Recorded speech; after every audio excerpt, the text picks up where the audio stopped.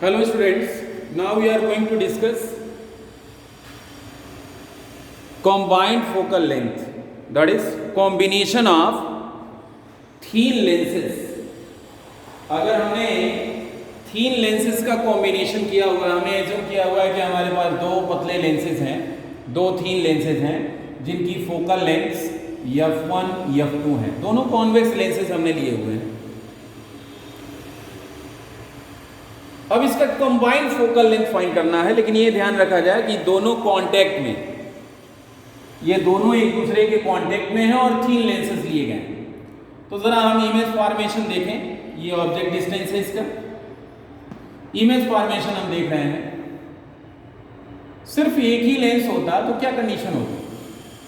Condition ये होती कि इसको ये कन्वर्ट करता और ये रे शायद यहां पे फोकस होती आई डैश. हम एज्यूम कर ले रहे हैं कि ये डिस्टेंस बी डैश है. ध्यान रखा जाए कि ये लेंसेज तीन है, एक दूसरे के कांटेक्ट में है, यानी ये डिस्टेंस यू डिस्टेंस इससे भी मान सकते हैं और वी डैश डिस्टेंस इससे भी मान सकते हैं. दोनों के बीच का जो सेपरेशन है वो डायग्राम में तो दिख रहा है, लेकिन ये लेंसेज काफी पतले हैं तो इन डिस्टेंसेस को हम इग्नोर कर सकते हैं. तो फर्स्ट लेंस के लिए लेंस फार्मूला हम यूज करेंगे. Using lens formula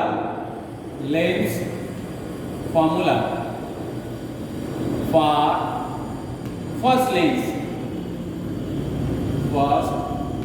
what you are seeing? O is the object. पहले लेंस के लिए O ऑब्जेक्ट है और I डैश क्या है? इमेज. तो लेंस फार्मूला यूज करेंगे 1/f1 is equal to 1/v. In place of v you have v dash minus 1/u. Object distance u distance करता है. ये इक्वेशन नंबर 1. लेकिन आपने तो सेकेंड लेंस भी रखा हुआ है, तो इससे भी रिफ्रैक्शन होगा. हो सकता है कि इससे फाइनली रेज जो है यहां पे आ रही हो, यानी आई जो है दोनों कंबाइंड लेंसेज के कारण पॉइंट O का इमेज आई पर. लेकिन सेकेंड लेंस को जरा देखें. सेकेंड लेंस पे ऐसे कन्वर्जिंग रे आ रही है. इसका मतलब सेकेंड लेंस के लिए ये ऑब्जेक्ट नहीं है, सेकेंड लेंस के लिए ये वर्चुअल ऑब्जेक्ट है. For second lens, for second lens I dash x as virtual object. I dash x as virtual object whose image is formed at I image is. Using lens formula for the second lens, what you can write? 1/f2 is equal to 1/v. image distance कितने distance पे बन रहा है? v distance पे.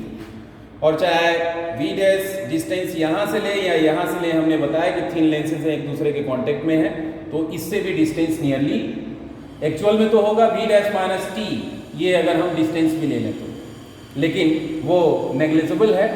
तो 1/v minus 1/, ये distance i dash का, इससे ये u की जगह हम v dash. Equation number 2. 1/f is equal to 1/v minus 1/u होता है. ऑब्जेक्ट डिस्टेंस की जगह हम यहां से यहां तक का डिस्टेंस लेंगे जो कि नियरली v डैश के इक्वल, क्योंकि I डैश सेकेंड लेंस के लिए वर्चुअल ऑब्जेक्ट का काम कर रहा है. तो अब 1 और 2 दोनों को ऐड कर लीजिए. 1 और 2 दोनों को ऐड करोगे तो 1/f1 plus 1/f2 is equal to, आप देखें 1/v dash minus 1/v dash से कैंसिल हो जाएगा. आपको रिजल्ट मिलेगा 1/v माइनस 1/u. ये हो जाएगा 1/v माइनस 1/u. ये मिल गया आपको. अगर हम ये माने कि इसका कॉम्बाइंड जो है फोकस, ये जो वर्क कर रहा है, एक अकेला लेंस जिसका फोकल लेंथ कैपिटल F है, वही जो है ये वर्क करता, तो उस केस में फार्मूला हम क्या यूज करते? उस केस में हम फार्मूला यूज करते 1/F is equal to 1/v minus 1/u. If capital F is the combined focal length, then 1/f is equal to 1/v minus 1/u. दोनों को कंपेयर कर लीजिए. तो 1/f is equal to 1/f1 plus 1/f2 मिल जाएगा। ये combined focal length. And you know the reciprocal of focal length, that is 1/f is the power of length. Any equivalent combined power is equal to sum of individual powers. Power of first length plus power of second length.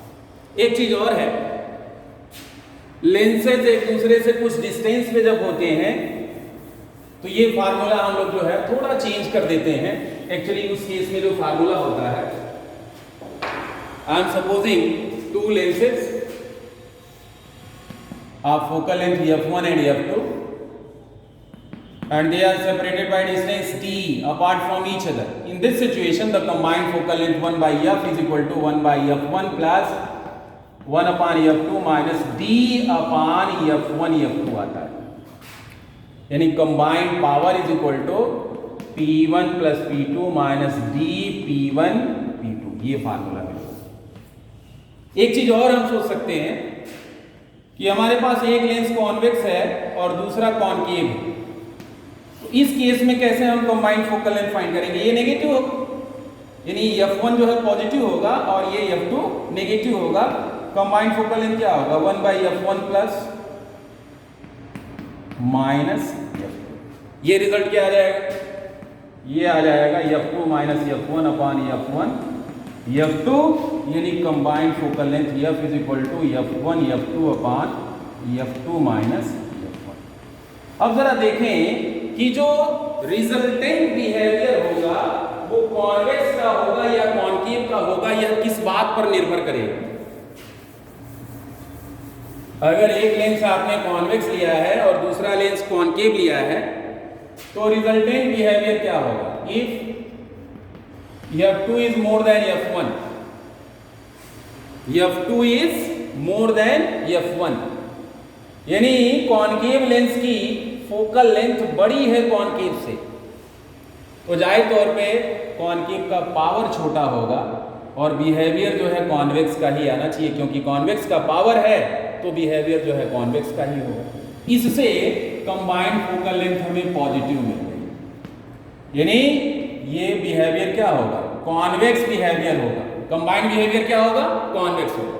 Second case क्या हो सकता है कि if f1 is greater than f2, यानी convex lens की focal length बड़ी है, यानी कॉन्वेक्स लेंस की पावर छोटी है, तो इस केस में इस एक्सप्रेशन से f1 जब बड़ा है f2 से तो f की वैल्यू नेगेटिव हो जाएगी, यानी सिस्टम जो है कॉनकेव बिहेवियर होगा इसका। और तीसरा केस हो सकता है कि if f1 is equal to f2, now what will happen?